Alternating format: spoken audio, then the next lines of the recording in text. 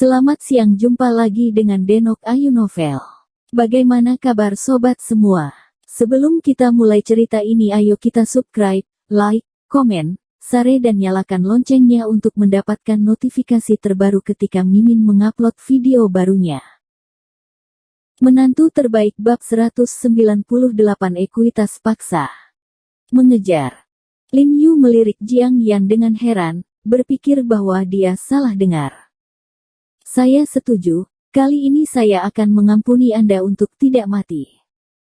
Jiang Yan menggertakkan giginya, meskipun ada rintangan di hatinya, dia bahkan lebih enggan melihat Ye Qingmei pergi. Hei! Lin Yu sepertinya mengerti maksud Jiang Yan, wajahnya bahagia, dia mengangguk penuh semangat, dan dengan cepat mengejar Ye Qingmei, berkedip di belakangnya, dan meraih pergelangan tangannya. Ye Qing melihat ke belakang dan melihat tubuh Lin Yu bergetar tiba-tiba. Wajahnya cukup terkejut. Dia buru-buru menyeka air mata dari wajahnya dan bertanya, "Guru dia, apa yang kamu lakukan?" "Guru Ye, jangan pergi lagi," kata Lin Yu lembut. "Tidak, aku harus pergi." Ye Qingmei menggelengkan kepalanya dengan penuh semangat, air mata mengalir lagi tak terkendali. Hanya ketika dia pergi, dia menyadari betapa dalamnya perasaannya terhadap He Jiarong.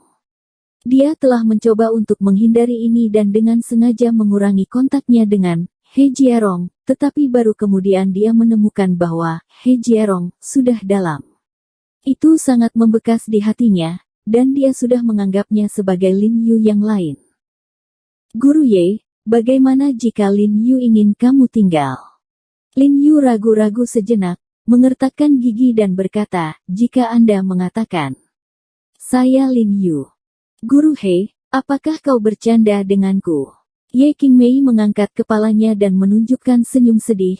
"Lin Yu sudah mati, dia ada di hatiku, tidak ada yang bisa menggantikannya." Lin Yu awalnya mengumpulkan keberanian untuk mengatakan yang sebenarnya, tetapi melihat bahwa Ye Qingmei sangat menolak, dia menelan lagi ketika dia mencapai mulutnya, dan memutuskan untuk menunggu kesempatan untuk mengatakannya nanti, dan berbisik lembut, "Aku tahu Lin Yu tidak dapat digantikan oleh siapapun di hatimu. Tapi aku bisa menjagamu untuknya." Lin Yu juga mengungkapkan hal ini dalam hidupnya. Dia banyak bercerita tentangmu. "Aku tahu makanan favoritmu adalah Sue Mei Niang, dan bunga favoritmu adalah banci. Saya suka mie pedas di toko kedua di sudut jalan makanan departemen medis Qinghai. Hewan yang paling ingin saya pelihara setelah menikah adalah kucing dan anjing. Sayangnya, Anda alergi terhadap kucing." Ketika Lin Yu mengucapkan kata-kata ini, dia lembut dan perasaan sejatinya terungkap, seolah-olah dia benar-benar menganggap dirinya sebagai Lin Yu. Ye Qingmei juga mendengar air mata di matanya. Dengan air mata di matanya, dia tidak tahu apakah itu Lin Yu atau He Jiarong yang berdiri di depannya. Bibir Zhu sedikit terbuka, dan suaranya samar-samar berkata, "Sedikit. Kakak, tinggallah, biarkan aku menjagamu selamanya, oke?" Lin Yu merasa sedikit tidak terkendali untuk sementara waktu, seolah-olah kembali ke masa lalu, tidak bisa membantu tetapi mengulurkan tangannya dan memeluk Ye Qingmei. "Bulu kecil." Ye Qingmei tidak bisa membantu tetapi membenamkan kepalanya di pelukan Lin Yu dan mulai menangis. Dia benar-benar merindukan Lin Yu terlalu banyak, dan He Jiarong di depannya terlalu mirip dengan Lin Yu. Jiang Yan di kejauhan melihat hati yang tergantung dalam adegan ini dan kemudian melepaskannya, mengetahui bahwa Lin Yu sebagian besar berhasil. Dia menarik napas panjang dan tidak bisa tidak berpikir dengan kebencian bahwa orang bodoh ini terlalu bodoh. Butuh waktu. Apakah itu lama sekali?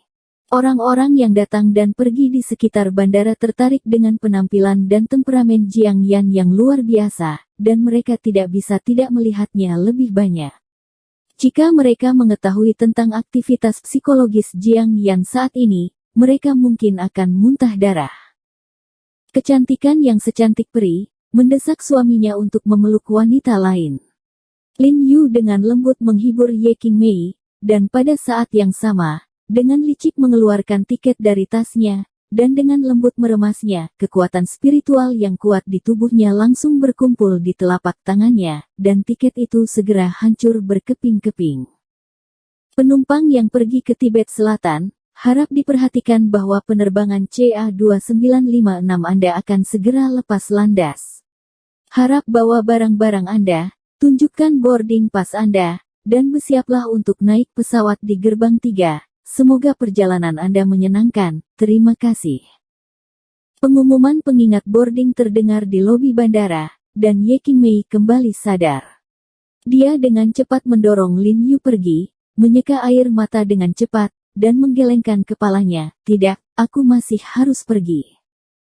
Meskipun dia dan He Jiarong tidak bisa berbicara tentang seberapa dalam hubungan sekarang, dia tidak bisa menjamin di masa depan. Jadi dia masih takut hal itu akan mempengaruhi hubungan antara He Jiarong dan Jiang Yan. Lalu pergilah. Lin Yu tersenyum, lalu memasukkan tiket yang terfragmentasi ke tangannya. Kamu. Ye Qing mengerutkan kening, dan kemudian dia tertawa dengan marah. Dia sudah mengetahuinya sejak lama. Guru, dia terlihat lembut, tetapi sebenarnya dia adalah orang jahat di tulangnya. Sama seperti malam itu, dia pasti sudah tahu bahwa dia bukan Jiang Yan, tapi dia masih terus menyentuh. Memikirkan hal ini, dia tidak bisa membantu menundukkan kepalanya, wajahnya memerah. Belajar, ya guru, ada apa denganmu? Lin Yu sedikit bingung melihatnya seperti ini. Aku bisa tinggal, tapi kamu harus memanggilku kakak senior. Ye Qing mengertakkan giginya, lalu mendorong Lin Yu menjauh dan dengan cepat berlari menuju Jiang Yan. Jiang Yan sangat senang, meraih tangan Ye Qingmei, dan melompat dengan penuh semangat. Berdiri di kejauhan menyaksikan adegan ini, Lin Yu merasa bahagia dari lubuk hatinya. Sebagai Jiarong, dia tidak pernah memperlakukan Jiang Yan dengan buruk. Sebagai Lin Yu, dia akhirnya tidak mengecewakan Ye Qingmei. Meskipun terlalu jauh bagi Ye Qingmei untuk menerimanya sekarang, dia percaya bahwa suatu hari dia akan memiliki kesempatan untuk memberitahu mereka identitas aslinya dan percaya bahwa mereka pasti akan menerimanya. Saat dia berjalan kembali, Jiang Yan terus memegang tangan Ye Qingmei dan berkata tanpa henti, lalu menoleh ke Lin Yu dan berkata, Jiarong, kamu akan tidur di sofa di masa depan, biarkan Qingmei tinggal di rumah kami. Jiang Yan mengingatkan Lin Yu bahwa dia akan membeli sebuah villa, dan sepertinya dia harus buru-buru dan memasukkannya ke dalam agenda. Awalnya, itu tepat baginya, Jiang Yan, dan istri tua serta ibu mertua untuk tinggal di kondominium kecil itu, tetapi sekarang Ye Qingmei tampak agak ramai ketika dia datang, jadi dia harus mencari tempat lain untuk tinggal sesegera mungkin.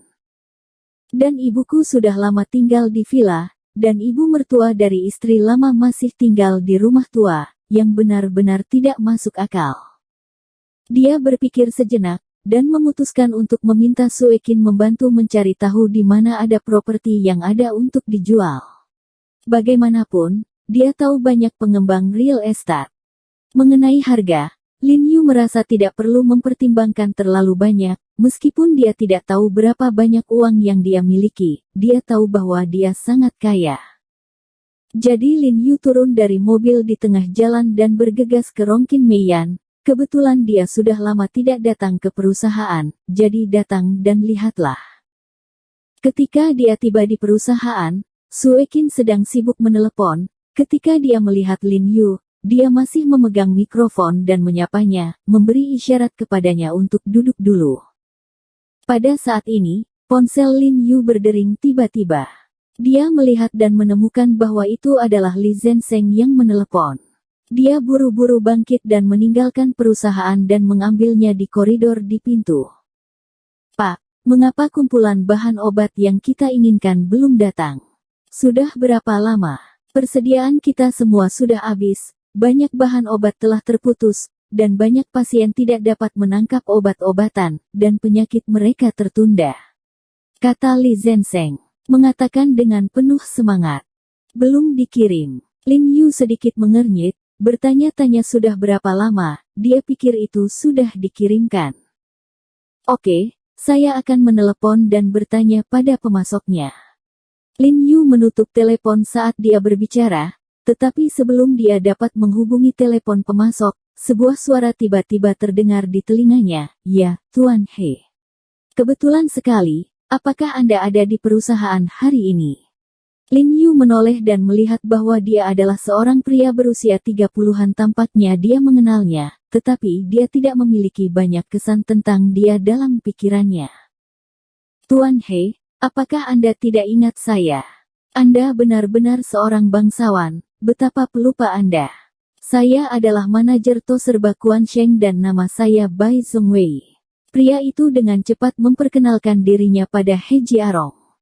Setelah apa yang dia katakan, Lin Yu tiba-tiba menyadarinya dan buru-buru berkata, "Ao, itu putra Direktur Bai dari Food and Drug Administration." Lin Yu baru ingat bahwa terakhir kali Bai Zongwei datang ke sini untuk menandatangani kontrak tuan, dia kebetulan bertemu dengan Xie Changfeng, tetapi Xie Changfeng memanggil putra lamanya Bai Chengye dan memperbaikinya dengan parah. "Ya, ini aku, Tuan He. Aku sedang mencarimu. Aku tidak menyangka kamu kebetulan ada di sana hari ini." Hebat. Wajah Bai Zongwei terlihat cukup bersemangat. "Carilah aku." Lin Yu sedikit terkejut, seolah-olah dia tidak pernah menghubunginya. "Ya, berjalan-jalanlah, masuk dan katakan." Bai Zongwei buru-buru menarik Lin Yu ke ruang pertemuan, dan pada saat yang sama berkata pada seorang karyawan, "Panggil kamu Tuan Sue." Setelah beberapa saat, Sue Qin masuk dan berkata sambil tersenyum, "Manajer Bai, kenapa Anda punya waktu untuk datang kepada kami?" "Tentu saja ini pembicaraan bisnis." Bai Zongwei bersandar di kursi dan berkata sambil menyeringai. "Mengapa? Kuan Sheng ingin meningkatkan pembeliannya." Sue Qin tiba-tiba tertarik. "Tidak, saya sedang mendiskusikan bisnis dengan Anda atas nama saya sendiri." Bai Zongwei tersenyum, matanya menunjukkan sedikit ketidakbaikan. "Saya berencana untuk mengakuisisi 10% saham perusahaan Anda atas nama saya sendiri." Sekali. Sue Qin terkejut sedikit, dan buru-buru berkata, "Presiden Bai, menurut nilai pasar saat ini, akan membutuhkan lebih dari 1 miliar yuan untuk memperoleh 10% saham perusahaan kami." "Aku tahu, tapi aku tidak punya uang sekarang. Aku berhutang dulu." Bai Zongwei mengeluarkan sebuah kartu bank dan mendorongnya ke Sue Qin. "Ini adalah seluruh simpananku, 5 juta. Aku akan melihat sisanya. Ketika dividen tercapai, saya akan membayar Anda kembali perlahan." "Tuan Bai, apakah Anda bercanda?" Sue Qin menatapnya dengan tatapan bodoh, sedikit marah. "Saya ingin membeli 10% saham perusahaan kami untuk 5 juta orang. Itu otak Anda. Apakah ada masalah? Atau apakah ada masalah di otak kita?" "Saya tidak akan mengatakan apa-apa, saya berhutang untuk saat ini, dan membayarnya perlahan-lahan," kata Bai Zongwei sambil tersenyum tanpa peduli. "Saya tidak berpikir Anda memiliki masalah dengan otak Anda, tetapi otak Anda tersumbat di pantat Anda." Lin Yu berkata ringan. Dia sudah mengerti bahwa Bai Zongwei ini jelas datang untuk memeras. "Oh, bagaimana menurutmu, He Jiarong? Biarkan aku memberitahumu, aku menghormatimu, panggil kamu Tuan He, tidak menghormatimu, kamu bukan kentut." Bai Zongwei menamparkan meja dan berkata dengan marah. "Maafkan aku tidak membutuhkan seseorang dengan kepala dan pantat yang panjang untuk dihormati. Aku hanya berbicara seperti kentut, dan baunya tidak terdengar." Lin Yu berkata ringan dengan kaki terangkat. "Engah." Sue Qin geli dengan kata-kata Lin Yu, dan tersenyum dengan mulut tertutup. Bai Zongwei sedikit malu dengan senyum Sue Qin, wajahnya biru dan merah, dan dia menamparkan meja, tamparan, bangkit dan menunjuk ke Lin Yu dan mengutuk, "He Jiarong, kamu tidak tahu apa yang baik atau buruk. Saya harapkan kalian. Saya yakin saya tidak akan bekerja sama, jadi Lao Su sudah melakukannya untuk Anda. Obat-obatan di rumah sakit Anda pasti hampir terjual, bukan? Anda sedang terburu-buru untuk membeli bahan obat. Izinkan saya memberitahu Anda bahwa gerobak bahan obat Anda ditahan atas pesanan saya, dan dari mulai sekarang, saya tidak akan mengatakan apa-apa. Tidak ada yang berani menjual jamu di Qinghai. Kaulah hantu itu. Lin Yu tampak marah, berdiri dengan canggung, tinjunya berderit, dan jika bukan karena Rongkin Meiyan, dia akan mengalahkan bajingan ini. Tahukah kamu berapa banyak orang yang akan ditunda untuk pengobatan setelah mengurangi bahan obat ini? Jika ada beberapa penyakit akut dan parah, kamu membunuh orang. Lin Yuqiang menahan amarahnya dan berkata dengan dingin. Hidup atau mati mereka bergantung padaku, siapa yang meminta mereka untuk menemui dokter di tempatmu, mereka pantas mendapatkannya. Bai Zhongwei mendengus dan berkata dengan arogan. Bersambung. Terima kasih kepada kalian yang telah menonton video ini. Jangan lupa tekan tombol subscribe-nya dan nyalakan notifikasinya untuk mendapatkan video-video seru lainnya dari Denok Ayu Novel.